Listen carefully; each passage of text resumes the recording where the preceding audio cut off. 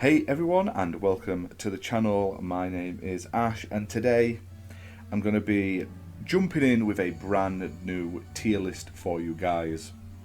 Now, before we jump into the episode, please hit that like button, please hit subscribe, and also click the bell notification so you get updates when we post new content. Now, today I'm going to be focusing on the Studio Ghibli films, and I'm a big fan of the Ghibli films. They are basically the Disney of anime. They've posted up many classic anime movies. Some of them are absolutely sort of timeless classics. And I'm going to be ranking these from S to D based on a list I found on Tiermaker. Now, I see some things on this list that they aren't technically Ghibli films, so I'll just shout them out now. So there's Mary and the Witch's Flower, which came out in 2017. There's Nausicaa, The Valley of the Wind, which came out in 1982. And there's also Castle of Cagliostro. Now, they are linked to Ghibli, and they do get grouped in with the Studio Ghibli library. Some of them were even released under the Ghibli name by Disney in the UK. So I'll go through and cover them, but technically the first Ghibli film is Castle in the Sky in 1986, and the last one was Earwig and the Witch, which was in 2020. And there is a new film coming out in 2023, so we've only got a few months before a brand new film gets released. So I'm going to get started with Castle in the Sky. Now, I quite like Castle in the Sky. It's one of the oldest ones, but it has a great voice cast. If I'm remembering correctly, it has been a couple of years since I last watched it. I'm sure Mark Hamill is the main villain, and he has Mark Hamill does a fantastic voiceover anyway. I also, for sort of parody, I've pretty much watched all of these in the English dub, but I don't particularly watch anime in the Japanese dub. So Castle in the Sky is I'm going to put it under B for now, just to sort of set the bar.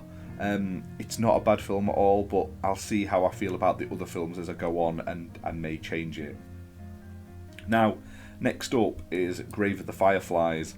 Now, this is a very good Ghibli film, but it's dark, it's depressing, it's miserable. It's a miserable film. So if you are feeling pretty down, I highly recommend you don't watch it. It's not a film for people who are depressed or anything like that. It's shockingly sad and dark, unfortunately, but it is a very good film. But watch it when you're in a much better frame of mind. Now, next up is probably one that most people have heard of. Even if you're not a Ghibli fan, you'll have seen My Neighbor Totoro, you'll have seen the Totoro teddies. I mean, it was even in Toy Story 3, the Totoro teddy there. So, it's a classic. It's going in A. It's not my favourite. I do like it though, it's got some great music in it. And also, I love the sort of fan theories that both the kids are dead. Basically, one of the kids goes missing in the film. Spoilers, but they get found later on and stuff like that. But the fan theory online is that Totoro is like death, and he puts them on this cat bus, and that's him taking them to the underworld basically, and they're dead. And I love that fan theory. Read up on it online if you can. It's dark as hell. Now, next up is one of my absolute favourites, which is Kiki's Delivery Service.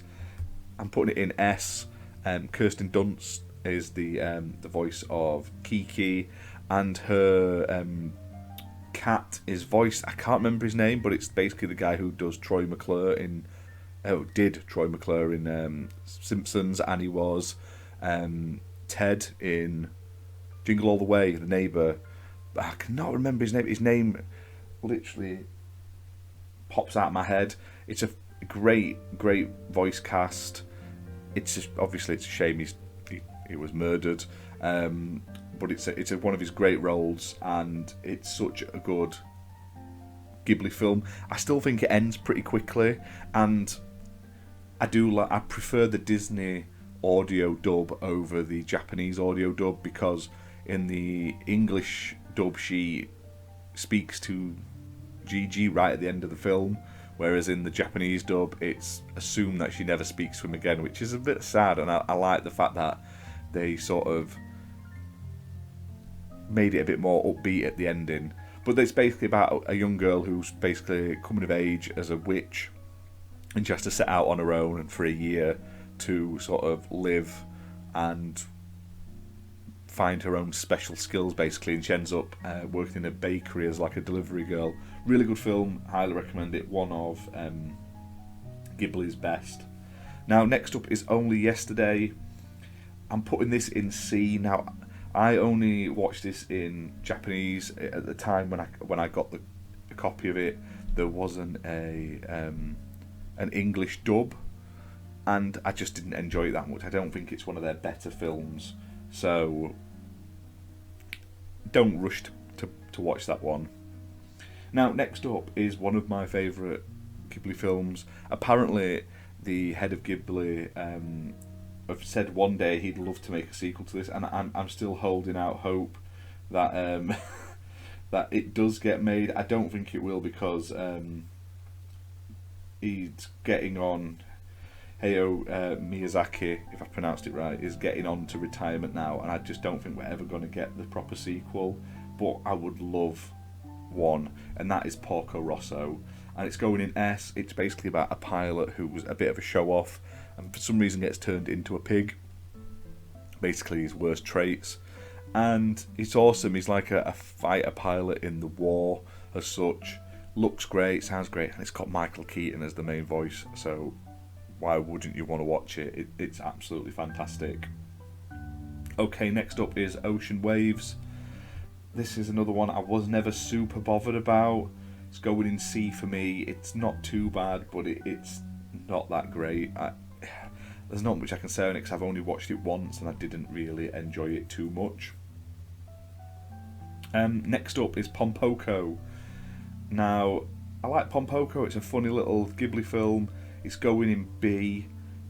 It's not a bad film at all. It's funny. It's about like these animals. I'm trying to remember what type of animal they actually are. They're like raccoons. The tanukis, that's what they are. So that tanukis are Japanese raccoon dogs. That was close enough. And basically they have magical powers and they can switch into like human form. So it's quite funny. It's not one of Ghibli's best films, but it's definitely enjoyable. And I'm also going to pump up Castle in the Sky up to A because it's got a good plot and a good story and everything, and I don't think it deserves to be in the B category. So there you go. It's been promoted. Okay, next up is Whisper of the Heart. Now, Whisper of the Heart is one I've never been super fussed about, and it was like a one-off from the director. It was like his only film. I believe he died, unfortunately. However, it to me, it got overshadowed by its spin-off, which I'll talk about in a bit. So it's not bad. It's going in B, but there are much better ones out there. Now, after that, there is a Princess Mononoke. And if I've pronounced it right, it might be Mononoke, so apologies, but I don't really care. It's an A film. I really like it. It looks great. It's quite gory, quite dark. It's one of the more well-known ones of the time. It's definitely sort of become a bit more mainstream over the years. However, not as much as some of the others, because obviously it is much more violent and stuff like that. And basically, this village is attacked by this demon, and then I'm trying to remember all the names because they've got weird names off the top of my head that I can't remember. But this basically prince, he kills it, and basically it curses him though, and he has like super strength, but also it's slowly killing him basically, and it's a weird one. Like totally weird. But that's how it sort of sets it off. It's dark, it's full of gore and stuff like that, so I highly recommend it for people. Then there's My Neighbours the Yamadas. Sorry, it's a C. It's a very crude art style compared to the other Ghibli films. It's more like a comic strip aesthetic, and I think that puts a lot of people off, especially when you look at how gorgeous the other films are, which is a shame. However, the English cast does have Jim Belushi in it, which is a nice little bonus. But yeah, it's one of those things. No, it was never for me, which is a shame. And basically, it's not like a proper film. It's like little shorts, basically following this family. So, no, it's worth a watch at least once, but because it's done in this different art style, it just doesn't feel like a Ghibli film, unfortunately. Right, then we've got Spirited Away, which everyone's heard of. This put Ghibli on the map. It won so many awards, and like I'm sure it won like English awards as well. It just got massive. It was like, I believe this was the first time it had assistant. This is where like Disney got involved. Basically, was with Spirited Away, and this, I think Disney had the rights for distribution in the US and stuff like that. But yeah, it's a good film. It's not my favourite Ghibli, but it looks great. It's got a great voice cast. Has Jason Marsden in it, who is Max from the Goofy movie, and he's also Kovu in The Lion King. And yeah, it's got a very, very, very interesting plot and characters, and it's basically set in this like alternate sort of demon dimension in this like bathhouse and stuff like that. Really cool. One of the best ones they've ever made, and probably the most well known, if not the biggest, sort of like in terms of popularity of the time. Okay, then we have Cat Returns, which is the spin-off of Whispers of the Heart, which I mentioned earlier. Now, I think this is way better. It's one of my favourites. It's going up in S tier. The voice cast in it is absolutely fantastic. I mean, it's got Tim Curry in as the king, the Cat King. So just having Tim Curry in it makes it amazing. It's got Anne Hathaway in the lead in the English dub. It's got Carey Ewells, I believe you pronounce him, from obviously Robert of Many Tights and Princess Bride. He's the other sort of main character.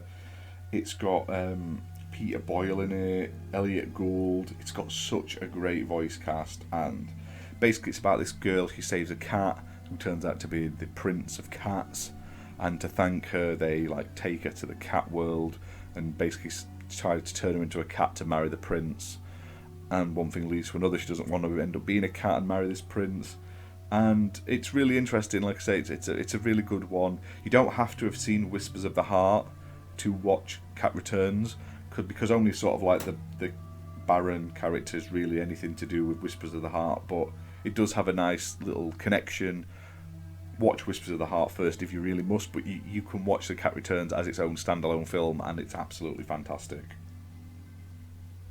Right, after The Cat Returns, they were pumping out bangers at this point. Like I say, banger after banger, should I say, as Seamus would say, was Howl's Moving Castle.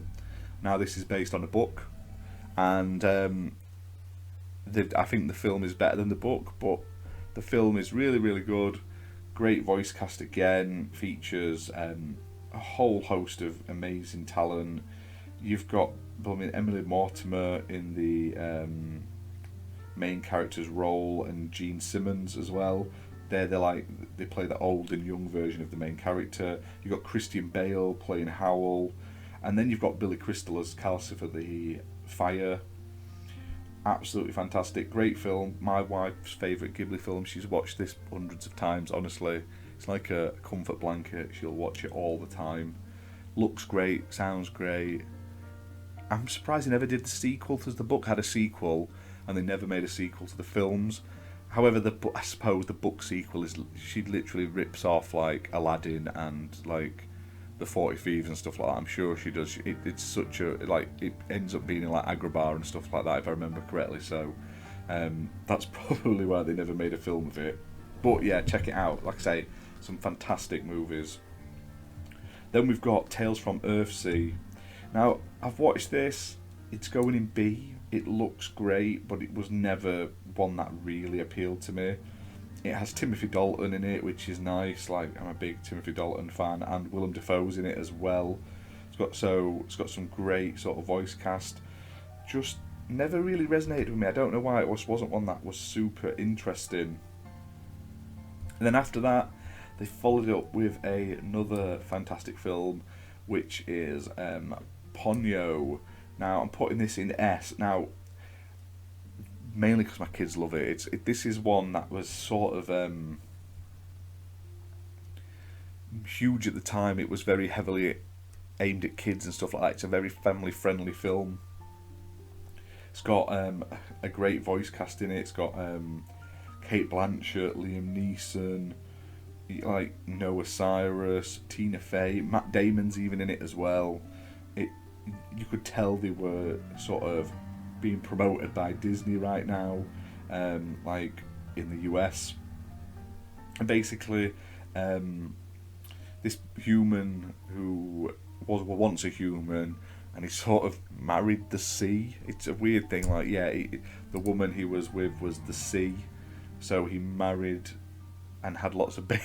She had lots of like fish babies, and one day one of them gets some like magic juice and starts turning human basically, and that's who Ponyo is, and she wants to be a human, and he doesn't want it to be a human. Because she's drank this magical juice and spilt some, it puts like the equilibrium of the sea out of balance, so there's like flooding and giant like ancient sea creatures about and stuff like that. Sounds silly. It's basically Little Mermaid.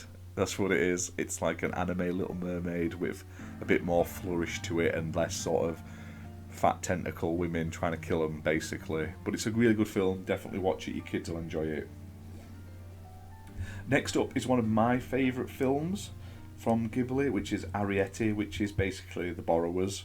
I quite like this film. However, this is one of those ones where like I don't watch it a lot, but I enjoy it when I do watch it. Now, this has had two dubbings. There's a UK dub and then there's a US dub. So the UK dub is decent. Like it's I can never pronounce the name. Saoirse Ronan or something like that. She's the main character. She's in the Grand Budapest Hotel and the Lovely Bones and stuff like that.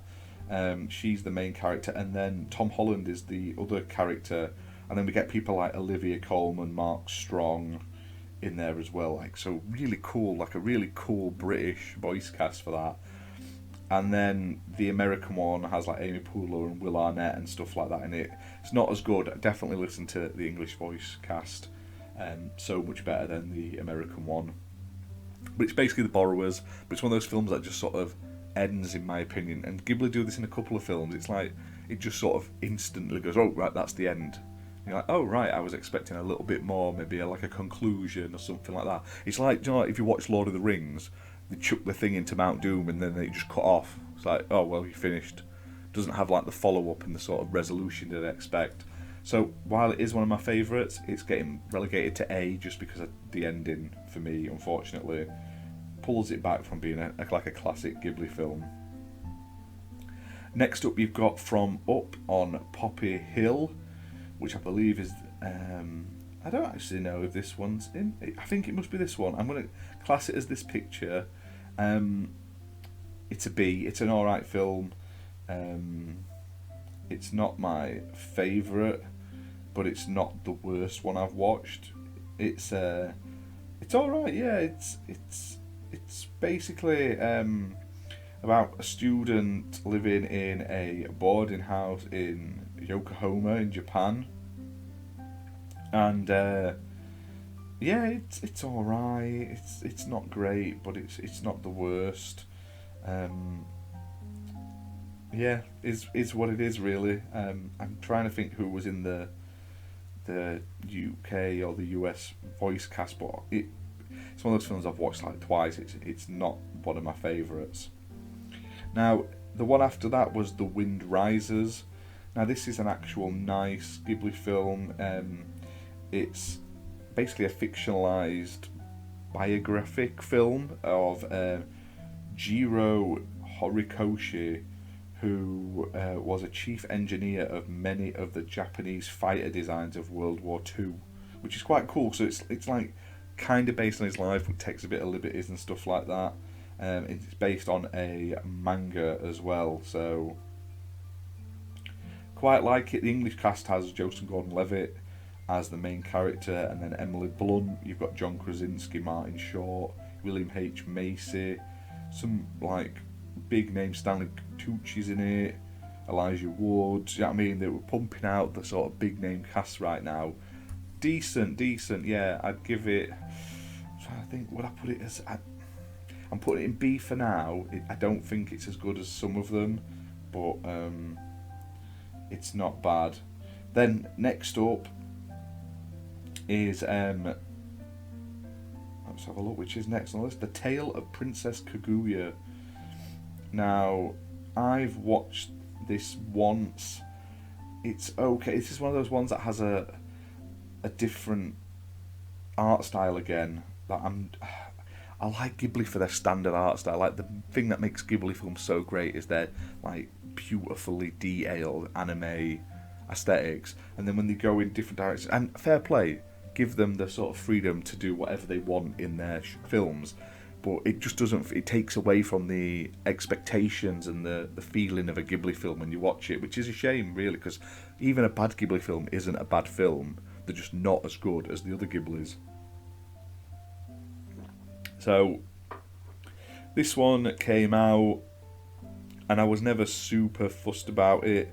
It did win a few awards, but not like sort of major awards. I'm putting that in B. Then there was When Marnie Was There. Oh, do you know what?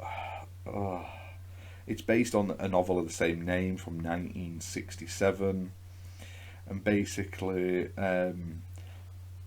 someone stays in, like this girl stays in with her relatives, and she finds this abandoned house, and she meets this weird, like, mysterious girl, and basically it turns out she's like a ghost.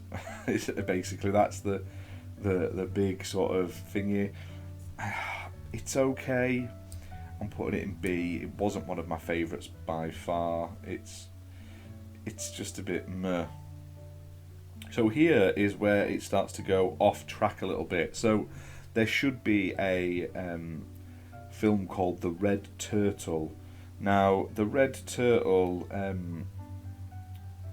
had no speaking in it, and it wasn't a full Ghibli release. So it's still classed as Ghibli, but it was also made with a load of French studios as well, like companies. And basically it's about a man who's shipwrecked on this island, and he meets a giant red turtle, basically. But it has no dialogue. It's one of those ones where it's done in a different way to how you would expect a Ghibli film. And I don't think it did particularly well, if I remember.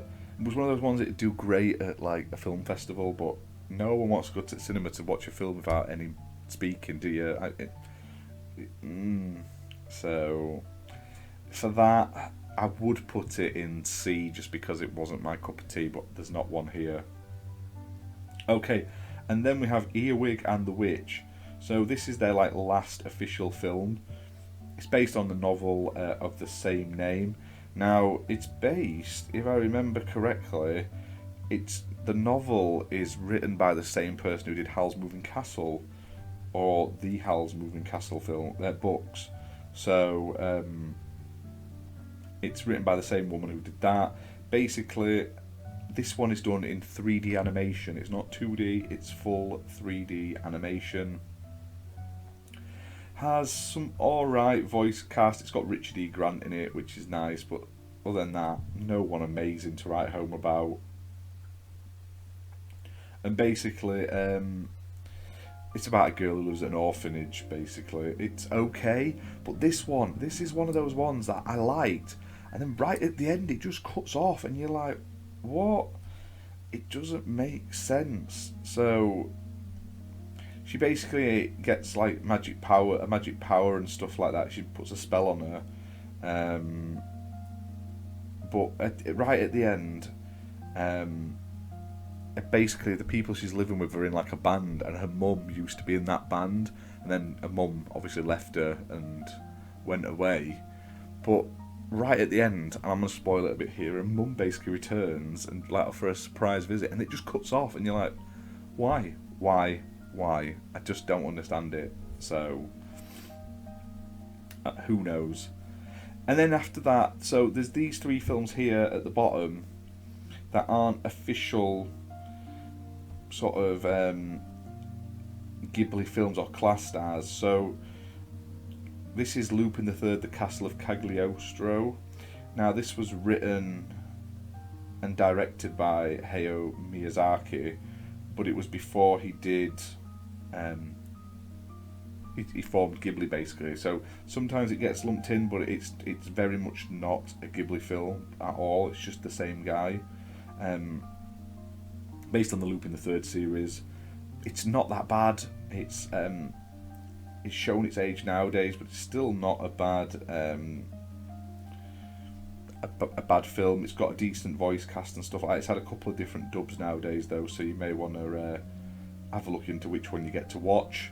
But I'm not going to put that on because I haven't watched it more than like years ago, and I can't really remember it. And because like I say, I've bought all the Ghibli films on Blu-ray. They re-released them, like the Disney re-released them in the UK with like DVD and Blu-ray bundles.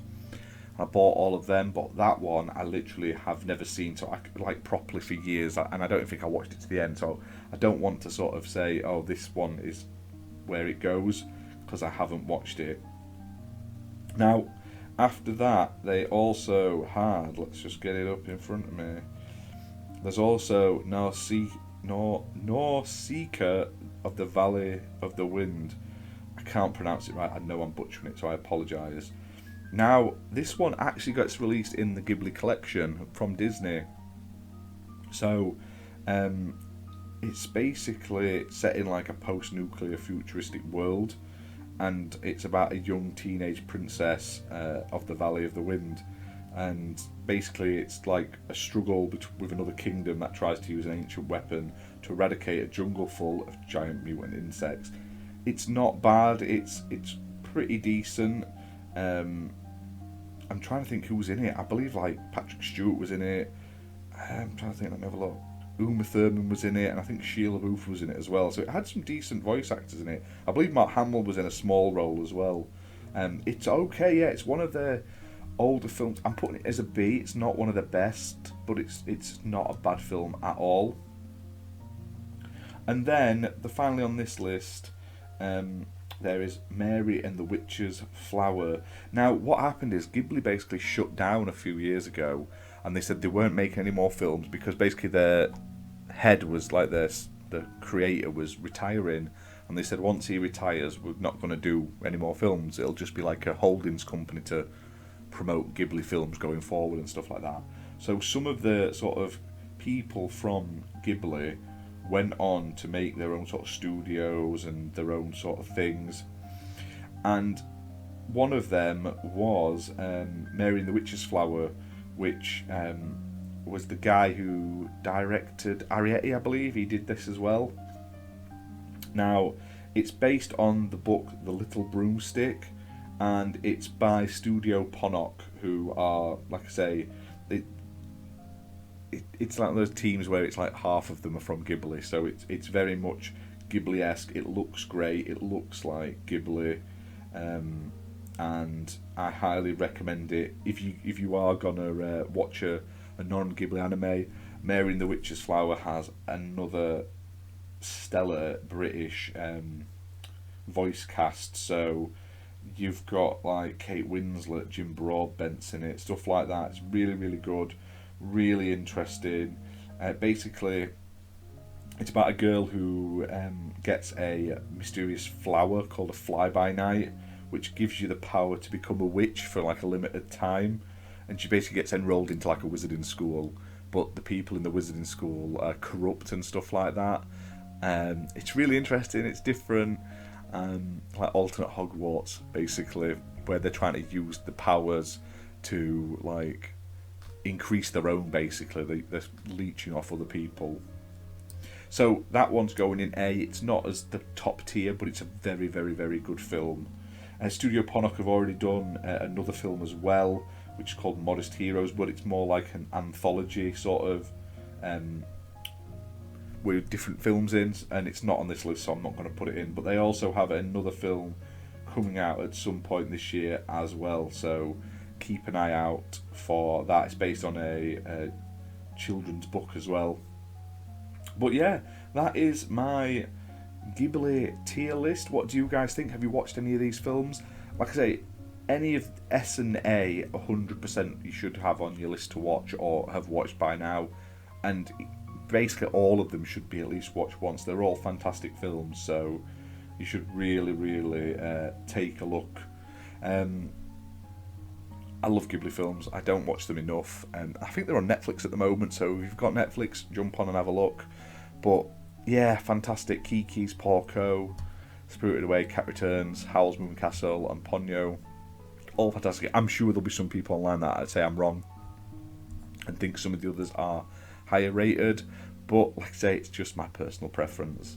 And it is what it is. So if you don't agree, let me know in the comments below.